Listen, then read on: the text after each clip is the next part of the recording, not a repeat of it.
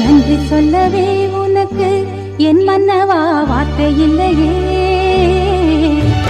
தெய்வம் என்பதே எனக்கு நீ அல்லவா வேறு இல்லையே. நாற்புறமும் அலைகள் அடிக்க நீ ஒரு தீவென தனித்திருக்க. பூமிக்கு ஒரு பாரம் என்று எண்ணி இருந்தேன், பூ முடிக்க யாரும் இன்றி கண்ணி இருந்தேன்.